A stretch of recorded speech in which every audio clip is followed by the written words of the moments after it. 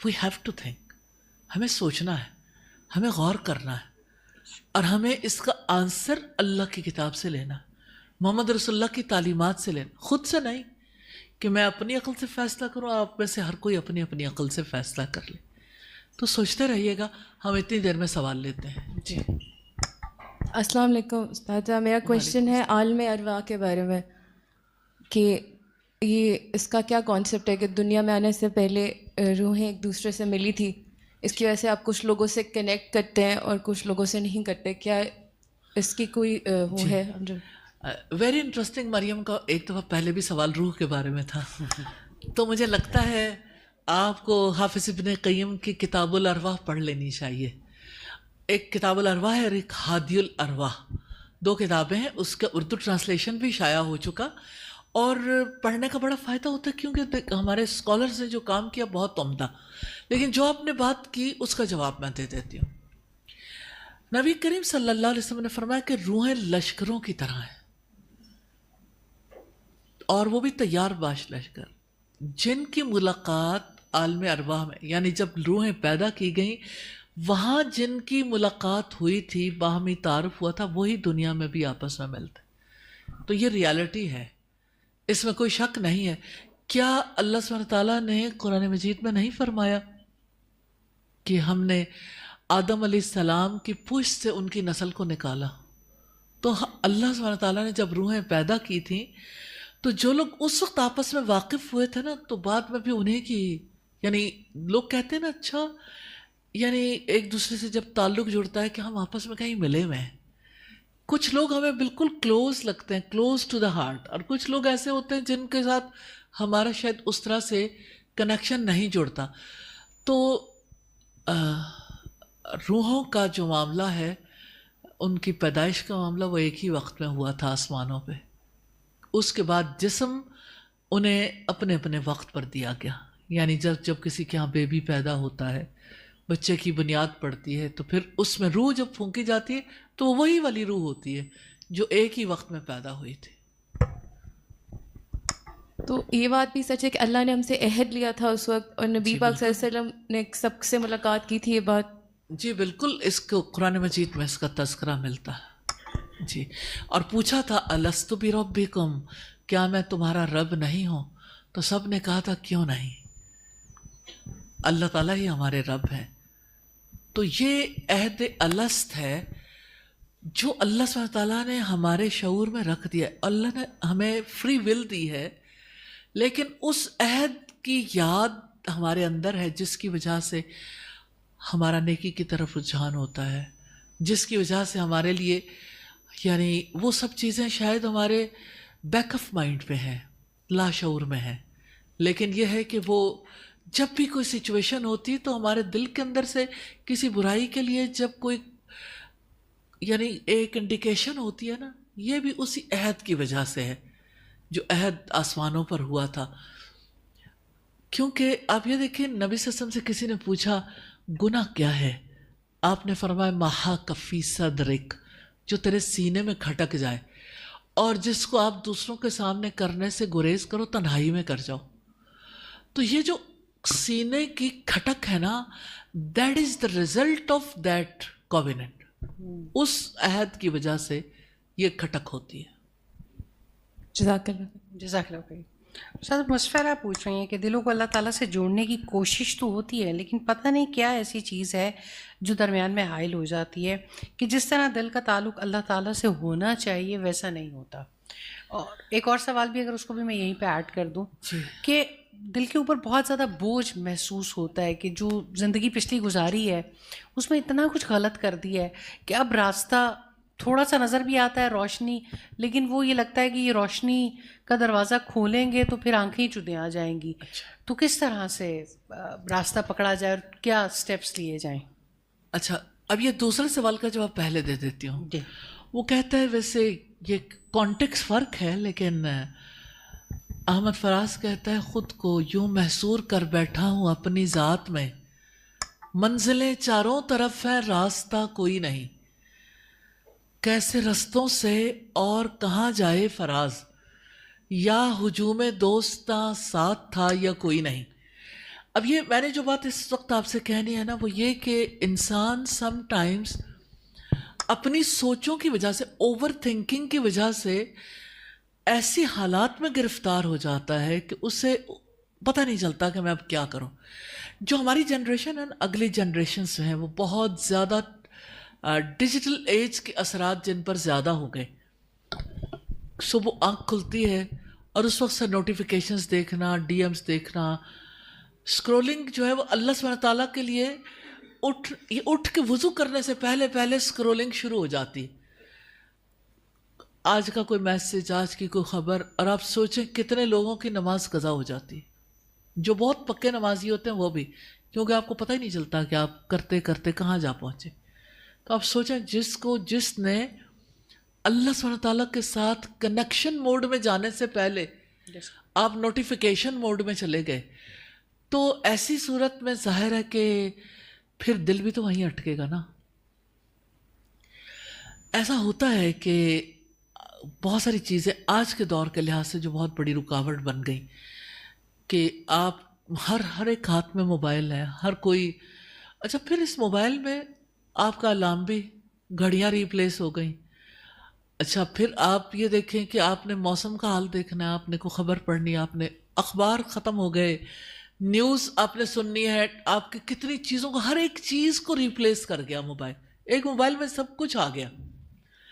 Campus اسی سے دیکھ لو، آپ نے قبلہ دیکھنا ہے، آپ نے کوئی دعا دیکھنی ہے، آپ نے کوئی چیز دیکھنی ہے، آپ نے گوگل سرچ کرنا ہے، کچھ بھی anything. تو آپ کی نا زندگی، ایسا لگتا ہے زندگی اسی کے اندر آ گئی، جس کی وجہ سے آپ آپ جلدی ڈی ٹریک ہو جاتے ہو. یہ صرف بچے نہیں، بڑے بھی ڈی ٹریک ہو جاتے ہیں. آپ کو پتہ نہیں چلتا کہ آپ نے ایک چیز دیکھی، ساتھ میں دوسری دیکھی، تیسری دیکھی، فون اٹھایا تھا کسی کو کال کرنے کے لیے، بھول گئے کال کرنی. آپ نے کسی کا میسج دیکھنا تھا، کچھ اور میسج نظر آ گیا، آپ کا دل ادھر چلا گیا. آپ کو صبح پتہ چلا اوہو پاکستان انڈیا کے درمیان تو ٹینشن چل رہی ہے. اس موڈ میں جا کے نکلنا بڑا مشکل ہے. پھر اللہ سبحانہ تعالیٰ سے لنک نہیں جڑتا. دیکھیں، کچھ چیزوں پر پابندی عائد کرنی پڑتی ہے. صبح اٹھتے ہی موبائل نہیں دیکھنا چاہیے. جب آپ صبح اٹھ کے موبائل دیکھیں گے، آپ صبح اٹھ کے جو ہے وہ نوٹیفیکیشنز دیکھیں گے، تو آپ کا دماغ کہاں جائے گا؟ انہیں نوٹیفیکیشنز کے پیچھے. جب آپ اللہ کو یاد کریں گے، اللہ کا ذکر کریں گے، جب آپ اٹھ کے وضو کریں گے، آپ نماز ادا کریں گے، قرآن پڑھیں گے، تلاوت کریں گے، نیچرلی آپ کا آپ کا کنیکشن اللہ سبحانہ تعالیٰ سے ایک جڑ جائے گا، مضبوط ہو جائے گا. تو کچھ لوگ ایسے ہیں کہ جو اللہ سبحانہ تعالیٰ سے کنیکٹ کرنے سے پہلے کہیں اور کنیکٹ ہو جاتے ہیں. تو انسان ہے تو ایسا ہی، جدھر بھی اس جو کنیکٹ ہو جاتا ہے، پھر باقی جگہوں سے تھوڑا سا وہ ڈسکنیکٹ ہو جاتا ہے. تو ڈسکنیکشن کے پیچھے ایک تو یہ بات ہے. لیکن دوسری بڑی بات یہ ہے کہ میں یہ کہتی ہوں کہ شیطان کو پہلے وسوسے ڈالنے پڑتے ہیں. اب بھی ڈالتا ہے وہ، لیکن اب تو ایسے ٹریپس ہیں کہ آپ کو پتہ ہی نہیں چلتا کدھر سے آپ کہاں چلے گئے. تو شیاطین کے وسوسے بھی، مجھے ایسا لگتا ہے کہ ہماری جو یوتھ ہے نا، ان کا شیطان پر ایمان کم ہے. آپ کہیں گے اچھا شیطان پر بھی ایمان رکھنا ہوتا ہے؟ یس، یہ ہمارے عقیدے کا حصہ ہے. ایول پاور ہے نا، کہ اس نے اللہ سبحانہ تعالیٰ کی نافرمانی کی تھی، اور اس نے اللہ تعالیٰ سے یہ وعدہ کیا تھا کہ میں ان کے آگے سے بھی آؤں گا، ان کے پیچھے سے بھی، ان کے دائیں سے بھی، ان کے بائیں سے بھی، ان کو وعدوں کے سبز باغ دکھاؤں گا، ان کو امیدوں میں الجھاؤں گا، ان کو تیرے سیدھے راستے پہ آنے نہیں دوں گا. تو شیطان تو انسان کے پیچھے ہے، وہ تو انسان کو الجھاتا ہے. اور اکثر ایسا ہوتا ہے کہ انسان اس کے ڈالے ہوئے وسوسے کے پیچھے سوچنا شروع ہو جاتا ہے. یہ جو اوور تھنکنگ ہے نارملی اسی کی وجہ سے ہوتی ہے. لیکن ایک تو شیطان ڈائریکٹ حملے کرتا ہے، دوسرا یہ کہ جو یہ ہماری ڈیجیٹل ڈیوائسز ہیں، جو ہمارا سوشل میڈیا ہے، پھر تو آپ کیا کہیں گے، جہاں ایک نادیہ کی 40 ملین میمز بن گئی ہوں. 40 ملین، پتہ نہیں آپ لوگوں نے اسے دیکھا یا نہیں. وہ ایک ہر بچہ اور ہر بڑا اسی کے پیچھے لگا ہوا ہے کہ ایک چیز جو ہے وہ کامن ہوتی، پوری ہر طرف وائرل ہوتی ہے، اور ہر کوئی اسی کے اوپر میمز بنانی شروع کر دیتا. میرا دل اتنا دکھا ہوا ہے کہ اگر 40 ملین لوگوں نے میمز بنائی ہیں، میمز کو سمجھتے ہیں نا آپ لوگ، آپ سوچیں کہ اتنی کریٹیوٹی ہے اس قوم کے اندر 40 ملین لوگوں تک اللہ کا پیغام پہنچ سکتا تھا. اللہ سبحانہ تعالیٰ کی ذات کا تعارف 40 ملین لوگوں تک اگر روز کروانے لگے تو کس طرح سے کنیکشن جڑے گا. تو کوئی بھی اسے برا نہیں سمجھتا، بڑا ہو یا چھوٹا، انجوائے کرتے ہیں، سارے میمز دیکھتے ہیں، ایک دوسرے سے شیئر کرتے ہیں. پھر بہت ساری ایسی چیزیں ہیں. اصل میں جو برائی ہے اس کے بارے میں یہ نہیں سوچتے کہ یہ چیز سب سے کے ساتھ شیئر نہیں ہونے والی ہے. نیکی کے بارے میں ہم ویسے اپنا دائرہ کار میں بڑا لمیٹڈ کر لیتے ہیں، بس ساتھ والے کو بتا دیں گے، گھر والے کو بتا دیں گے. شاید نیکی کے پھیلاؤ کے بارے میں، کیونکہ پھر وہی والی بات آ جاتی ہے کہ جیسے ہی آپ اپنے سرکل میں تھوڑا بتانا شروع کرتے ہیں اور لوگوں کو اللہ کی طرف بلانا شروع کرتے ہیں تو انگلیاں آپ کے اوپر بھی اٹھنا شروع ہو جاتی ہیں، جو آپ ہمیشہ کہتی ہیں. تو میرے خیال میں استاذہ انسان نیکی کرتے ہوئے بڑا لمیٹڈ کانسیپٹ پہ چلا جاتا ہے، برائی کرتے ہوئے بہت وائرل، اسی لیے شاید زیادہ ہو جاتا ہے. ایسا ہے کہ نیکی کا تصور بڑا محدود ہے. اور دوسری بات یہ ہے کہ بہت کچھ سکھایا ہے.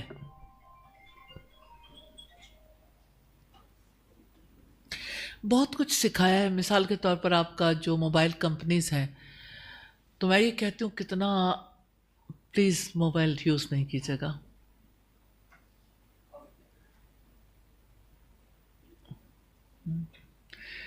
اچھا، جیسے موبائل کمپنیز ہیں نا، تو وہ ان کے جو پیکیجز آتے ہیں ہر فرد کو، ہر بچے کو، بڑے کو پتہ ہے کہ اچھا یہ پیکیجز ہیں.